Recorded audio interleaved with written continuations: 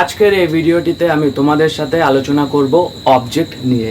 What is object? An object is a noun or pronoun that receives the action done by the subject in a sentence. Object হলো noun বা pronoun. বন্ধুরা, ডেফিনিশনের দ্বারা তোমরা বুঝতে পেরেছো যে অবজেক্ট নাউন বা প্রোনাউন এই দুটো পার্টস অফ স্পিচই হতে পারে। অবজেক্ট হলো নাউন বা প্রোনাউন যে রিসিভ করে সাবজেক্ট যেই অ্যাকশনটি করেছে সেই অ্যাকশনটিকে রিসিভ করে হলো অবজেক্ট। এবার বন্ধুরা, অবজেক্ট কয় প্রকার? There are two types of objects. Objects দু প্রকার, নেমলি যথা ডাইরেক্ট অবজেক্ট, ইনডাইরেক্ট অবজেক্ট। এক হলো ডাইরেক্ট অবজেক্ট, দুই হলো ইনডাইরেক্ট অবজেক্ট। অবজেক্ট নাউন বা প্রোনাউন এই দুটো পার্টস অফ স্পিচ হয়। এবার আমরা সেন্টেন্সে অবজেক্ট কি করে চিনব? বন্ধুরা, অবজেক্ট চেনার পদ্ধতি হলো সেন্টেন্সের যেই ভার্ব মেন ভার্ব তাকে আমরা হোয়াট মানে কি এবং হুম মানে কাকে দ্বারা প্রশ্ন করব। সেই মেন ভার্বকে যদি হোয়াট এবং হুম দ্বারা প্রশ্ন করে আমরা যে উত্তরটা পাবো সেটাই হলো আমাদের ওই সেন্টেন্সের অবজেক্ট।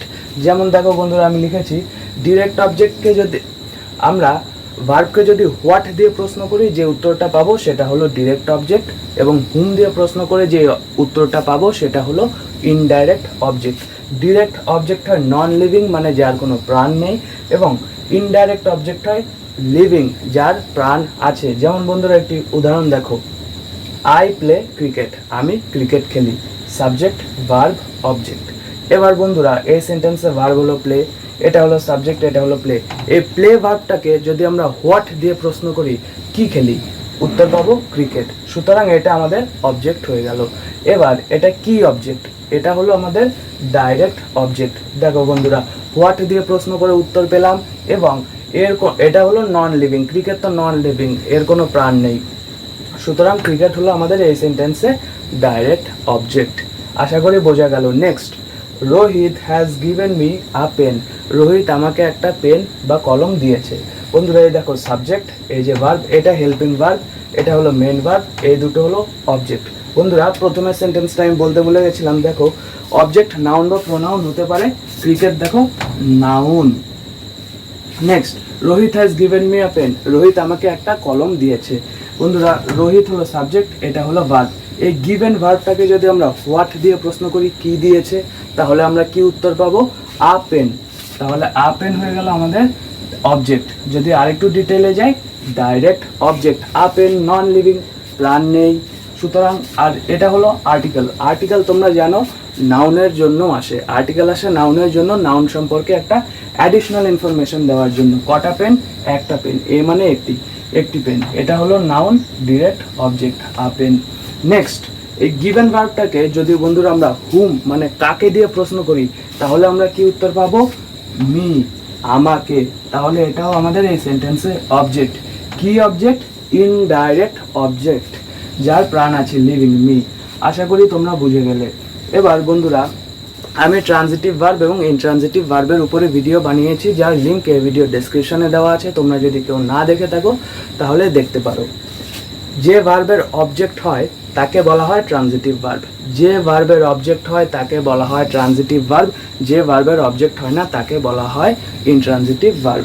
এই দুটো ভার্বেরই অবজেক্ট আছে। সুতরাং প্লে, গিভেন এই দুটো ভার্বই হলো ট্রানজিটিভ ভার্ব, এবং ট্রানজিটিভ ভার্বেরই আমরা প্যাসিভ ভয়েস করতে পারবো।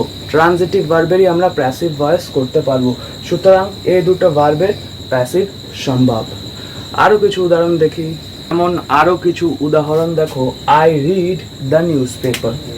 সাবজেক্ট, ভার্ব হলো রিড, আমি নিউজ পেপার পড়ি বা আমি খবরের কাগজ পড়ি। এই রিড ভার্বটাকে যদি আমরা হোয়াট দিয়ে প্রশ্ন করি কি উত্তর পাবো?